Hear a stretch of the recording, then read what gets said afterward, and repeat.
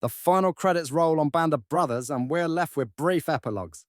A sentence or two about what became of these men after the guns fell silent. But those few words barely scratched the surface. What really happened to the veterans of Easy Company when they came home from the war? The truth, as it turns out, is rather more complicated than the series would have us believe. Before we go on, you're part of something important here.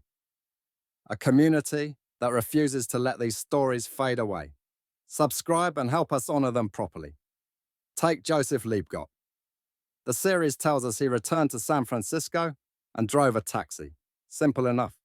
But it's not quite accurate. Liebgott had indeed driven a cab before the war, though only briefly. He'd attended barber college, and it was as a barber that he made his living, both before enlisting at 26 and after he returned. When he first came home, Liebgott vanished for 2 years. His family eventually discovered he'd been living near Yuma, California. They believe he struggled, as so many did, to readjust to a world at peace. In 1949, he married a woman named Peggy Bentley, his second marriage having already been divorced before the war. Together, Joe and Peggy had 8 children. The marriage lasted 20 years before ending in 1969, though Liebgott never strayed far from his children. He never remarried. His family also noted something the series got wrong. Liebgott wasn't Jewish at all. He was a German Roman Catholic. In 1992, a tumor developed in his neck. By summer's end, he was gone. Wild Bill Guarnere lost his leg at Bastogne and returned to Philadelphia, where he married his sweetheart Frances Pecker in April 1945, before the war had even ended. They had 2 sons, Eugene in March 1946 and Billy Jr. in August 1949. Now the series implies Eugene was named after Doc Roe, whom Bill credited with saving his life. But according to Bill's granddaughter, the truth is rather more amusing. The Guarnere brothers had made a bet, and the 3 who lost were obliged to name their sons Eugene. There are, she noted, 3 Eugene Guarneres born around the same time. Finding work as an amputee proved difficult. Very few people, Bill wrote in his memoir, were going to hire you. They were afraid you might fall. Refusing to be confined to a desk, he turned to construction, building houses with a wooden prosthetic leg. He worked in the trade for 20 years. By 1967, the strain had become unbearable, affecting even his good leg. Doctors removed the prosthetic limb entirely, and for the rest of his life, Bill moved about on crutches. Without the freedom to use his arms as before, he took on mostly desk work. Though he insisted, he still climbed scaffolding and laid brick and concrete when needed. Bill became instrumental in organizing the Easy Company reunions.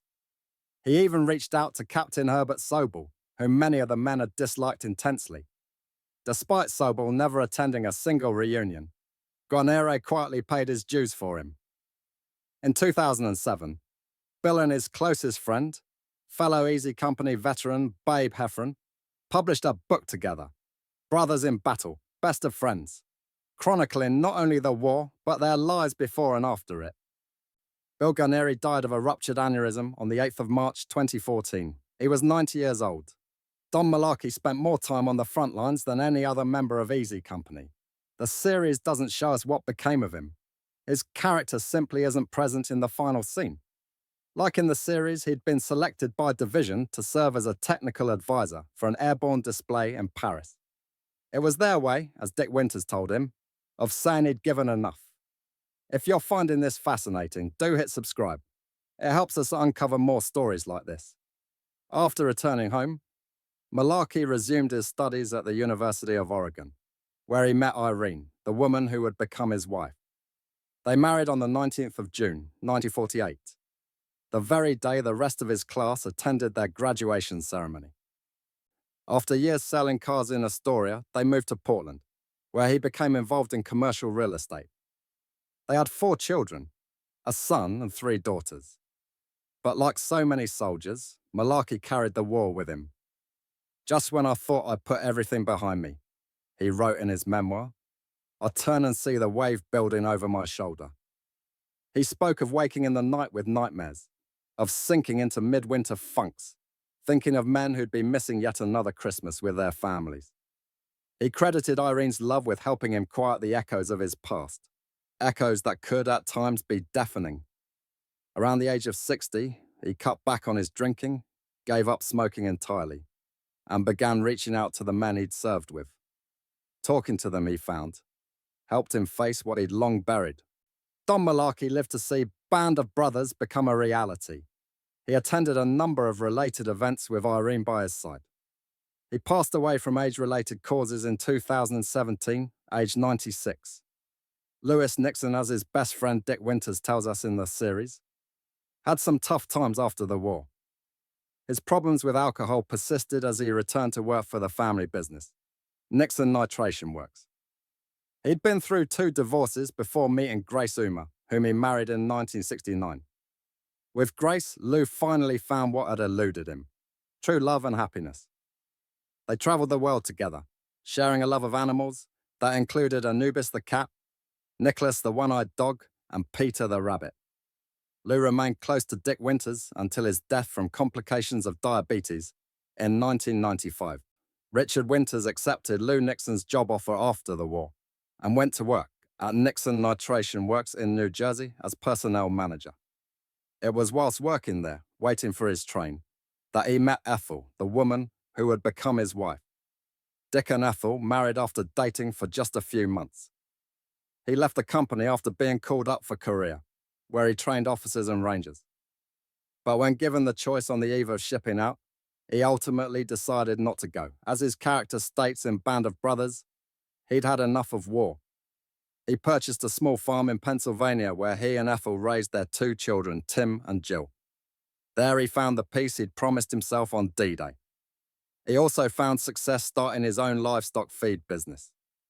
Dick Winters died from Parkinson's disease in 2011, aged 92. Carwood Lipton is perhaps one of the most understated members of Easy Company.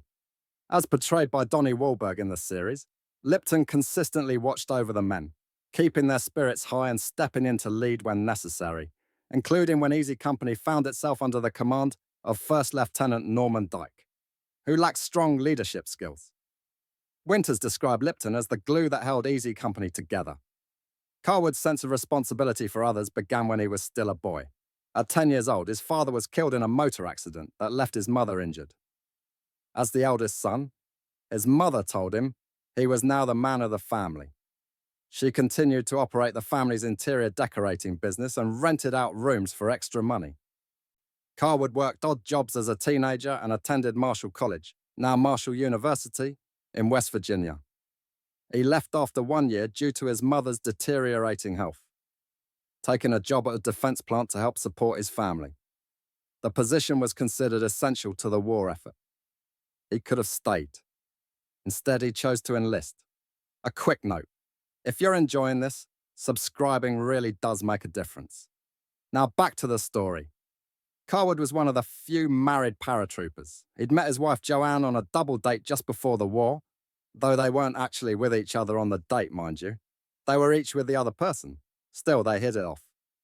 They married in 1943 before Carwood shipped out for England.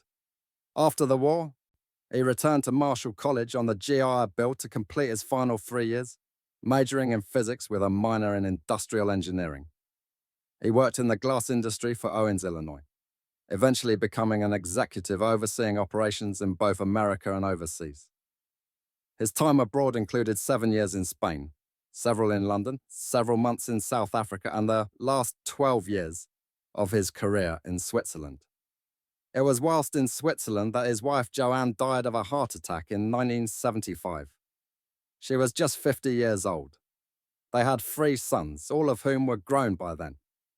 He remarried in 1976 to a widow named Marie, whose late husband had been one of Carwood's close friends.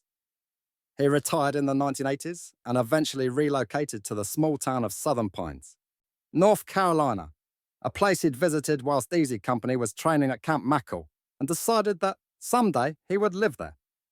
Stephen Ambrose interviewed Carwood Lipton during his research for his book.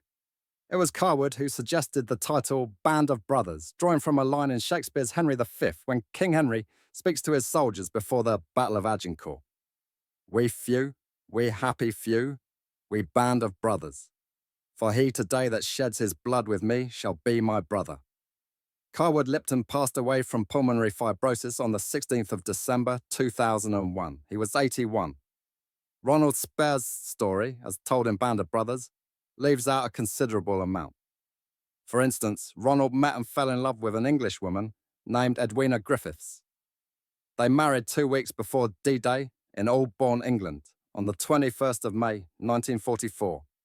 They saw each other little during the war, but their union led to a joyous outcome, the birth of a son named Robert. By the war's end, Speirs was eager to return to Edwina and their baby. However, a shock awaited him.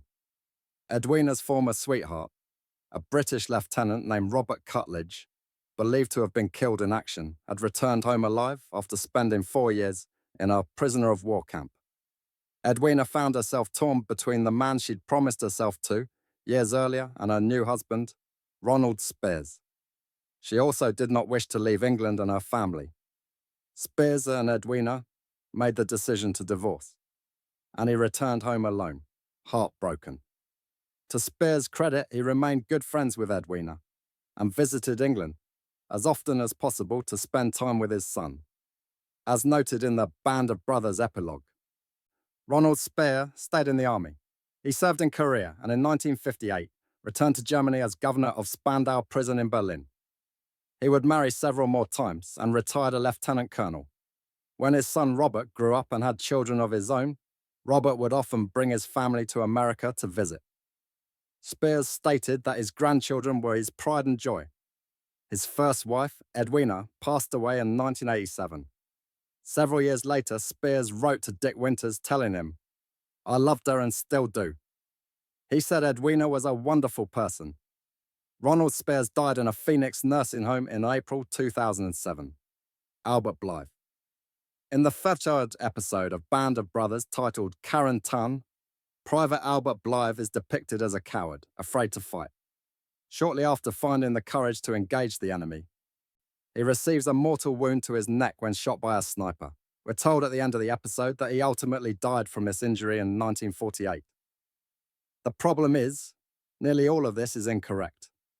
It's true that during the intensity of battle, Blythe experienced a moment of hysterical blindness and blacked out.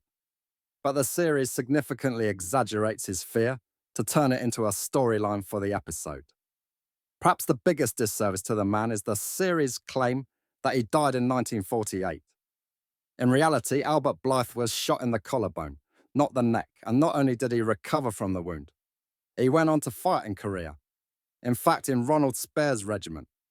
One can't help but think that if Speirs had been involved in the book or the series, he likely would have caught this error regarding Albert Blythe. Still, the blame ultimately falls on Ambrose, who made the error in the book on which the series is based. The real Albert Blythe made a career of the military and rose to the rank of Master Sergeant. He'd been married and divorced twice and had 2 biological children, a daughter named Barbara and a son, Gordon. He struggled with post-traumatic stress for much of his life and had become a chronic alcoholic. He died in December 1967 while stationed in Wiesbaden, Germany, after suffering complications during a surgical procedure to repair a perforated ulcer. According to his son Gordon, his father drank himself to death. No correction has ever been made to the series regarding Albert Blythe. Darrell Shifty Powers. We're not told exactly what happens to Shifty after the war. In the final episode, titled Points, he wins a ticket home in the lottery held for paratroopers who hadn't earned enough points to return to the States. As seen in the series, it's true that Shifty's number was the only one in the helmet. The officers had all agreed beforehand that they wanted Shifty to get the furlough home. He was well liked by the men, and his skill as a sniper and his eye for detail had saved many lives. However, as Winters is later informed in the series, Shifty's ticket home turned out to be something of a curse. Whilst en route to Munich and ultimately back to the States, the lorry he was riding in was involved in a head-on collision with another lorry driven by a drunken GI from another regiment. Shifty's body went flying over the top of the lorry and hit the pavement. He suffered a broken pelvis, a broken wrist, and a bad concussion. Another soldier in his lorry, who'd also won a ticket home, was killed in the accident. Shifty spent some time recovering in a hospital overseas and didn't make it home until after the other Easy Company men.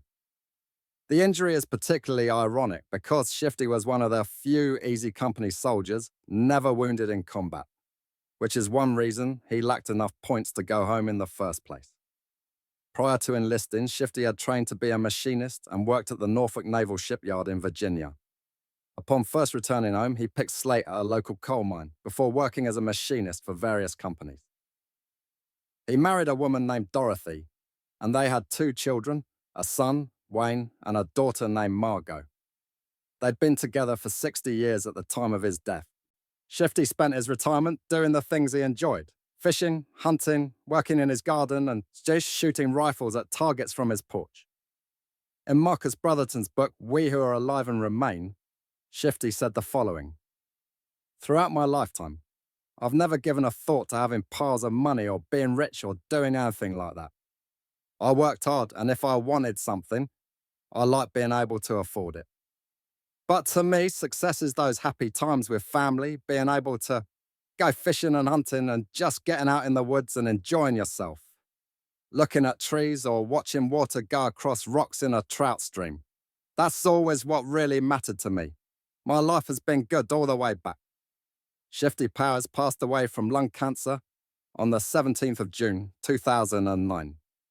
If you've stayed with us this far, you're exactly the kind of viewer we make these for. Please do subscribe. Denver Bull Randleman. As stated at the end of Band of Brothers, Dick Winters said Bull was one of the best soldiers he ever had. He called him a good man, one of the finest non-commissioned officers in Easy Company. Winters noted that Bull was loved by the men and was extremely dependable. "No matter what kind of job you gave him," said Winters, "he got it done." The men had nicknamed him Bull because of his large build and husky voice. We're told he went into the earth-moving business in Arkansas after the war. A fitting profession, it seems, for a giant of a man. But this description isn't entirely correct. After the war, Bull went to trade school and eventually became a service manager for J.A. Riggs Tractor Company, a Caterpillar equipment dealer.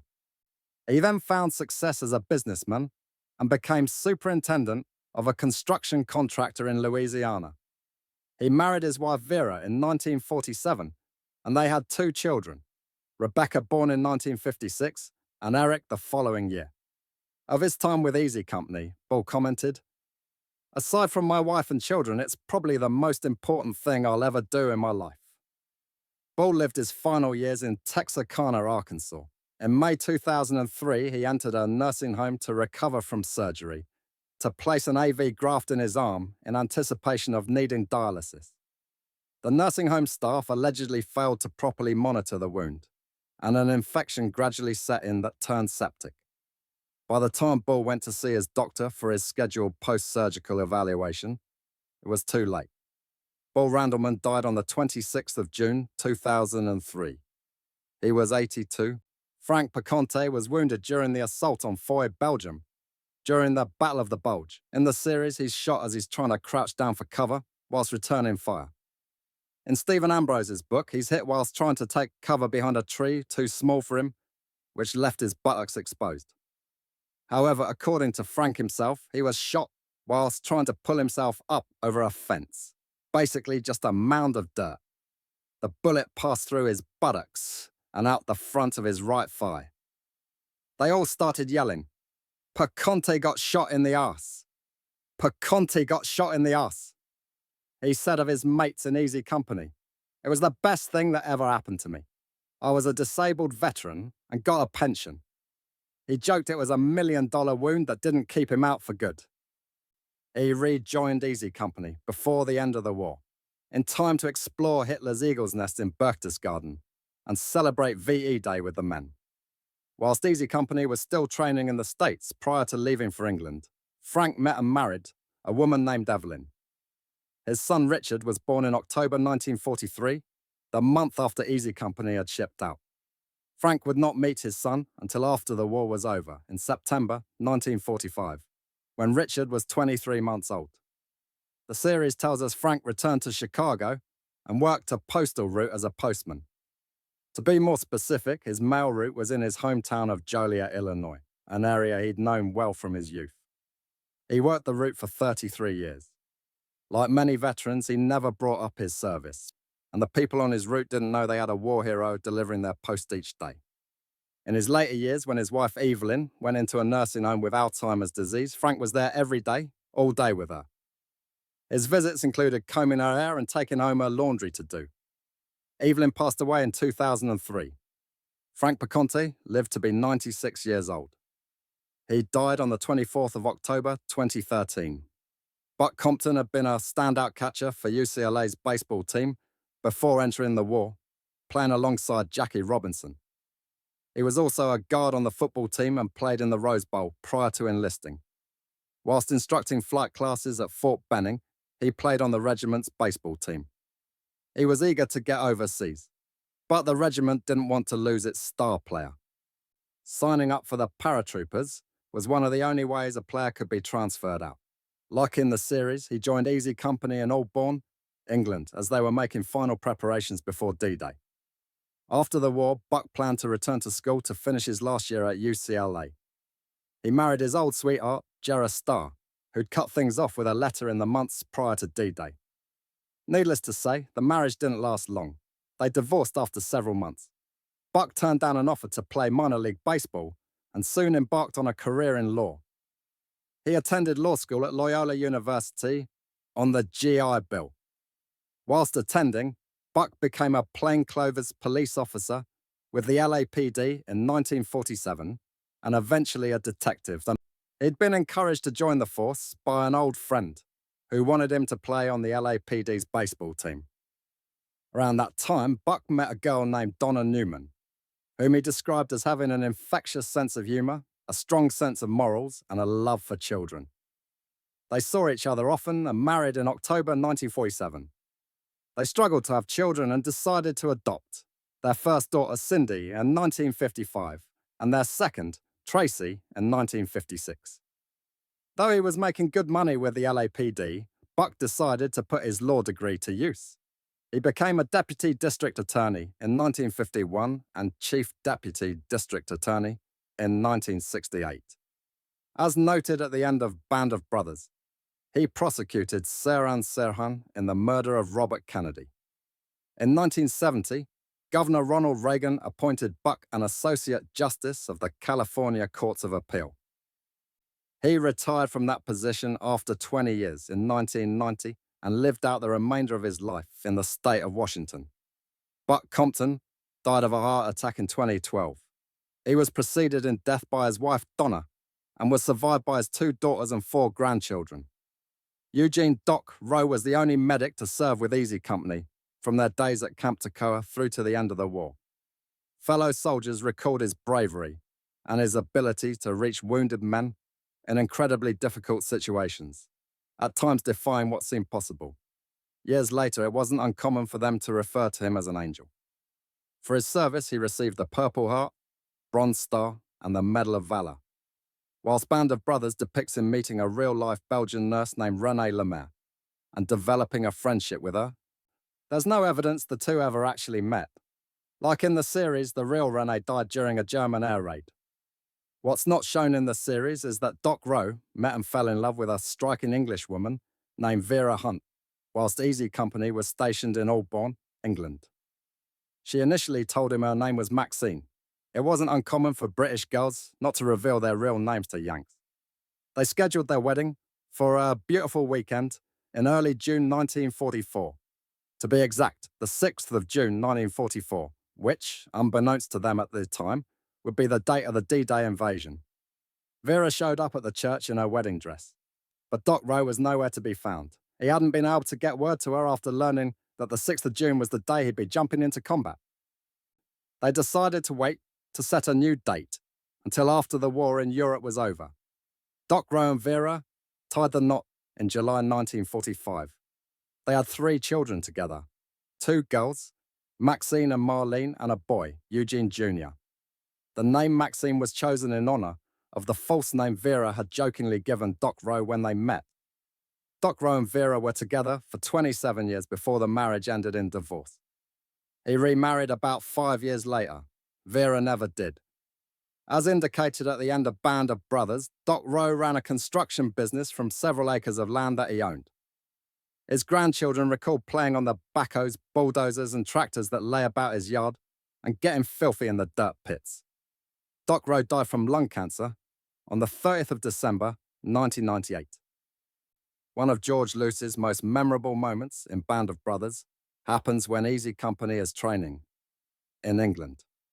George mimics Major Oliver Horton's voice and tricks Captain Herbert Sobel into cutting a farmer's barbed wire fence, causing the farmer's cows to get out and Sobel to receive an earful from Colonel Strayer. It's worth noting this incident indeed happened in real life, albeit at night. And like in the series, George Luce was never caught. According to Dick Winters, George possessed a wonderful sense of humour and a fierce loyalty to Company E that was second to none. Both are effectively conveyed by actor Rick Gomez in the series. We're told at the end of Band of Brothers that George became a handyman in Providence, Rhode Island, after the war. His work as a handyman included a brief stint at a used furniture shop before working as a painter. He then did an apprenticeship as a lace weaver in the textile industry and took a job in a mill. He married his childhood friend Tony's younger sister, a woman named Delvina. George and Delvina had 3 children, 2 boys, Steve and George Jr., and a daughter named Lana. George served his community as a volunteer fireman and belonged to various associations. After his employment in the textile industry, he worked as a machine mechanic for the state of Rhode Island, then for a maintenance company called Lidl Roadie, doing preventative maintenance on pumps and motors. In the 1970s, he decided to go back to school to get his GED, making up for having to drop out of secondary school in his junior year to help support his family during the Great Depression. What Band of Brothers doesn't tell you in the epilogue is that George Luce died in a tragic workplace accident on the 15th of October 1998, when a large industrial clothes dryer fell on him. He'd been working part-time as a mechanic.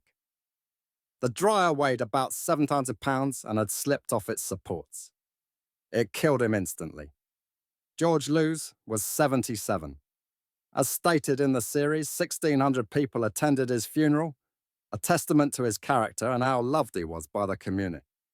Everybody who knew my dad loved him, as stated his son, George Luce Jr. Our dad was us, so our dad would do anything for anybody. He was sincere, kind, and caring, a behind-the-scenes man who shunned attention. He did things solely because they were the right things to do, and when he did someone a favor, he expected nothing in return. David Kenyon Webster. In the Band of Brothers epilogue, we're told Private Webster became a writer for the Saturday Evening Post and the Wall Street Journal, and later wrote a book about sharks. Author Stephen Ambrose said of the Harvard-educated Webster that he was as much an observer and chronicler of the phenomenon of soldiering as a practitioner. Therefore, he never had an interest in promotion and was the only original Toccoa man who never became a non-commissioned officer. Still, Ambrose notes that Webster never let a mate down in combat. Webster married an artist named Barbara Stoessel in 1951. She was the sister of Walter J. Stoessel Jr., who later became the ambassador to Poland, the Soviet Union, and West Germany. They had 3 children, Joan David Jr. and Elizabeth. In the autumn of 1961, 39-year-old David Kenyon Webster was working as a technical writer for System Development Corporation in Santa Monica, a computer software company. On the morning of the 9th of September 1961, he left in an 11-foot sailboat to go shark fishing off the coast of California. He was alone and planned to return in the afternoon. When he didn't come back, the Coast Guard began to look for him. The next morning, commercial fishermen came across his boat 5 nautical miles offshore.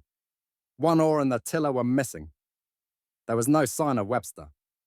His wife told the media he would go shark fishing in the boat and that he never used a life preserver. His remains were never found. David Kenyon Webster was the first Easy Company veteran to have his wartime experiences published in a book.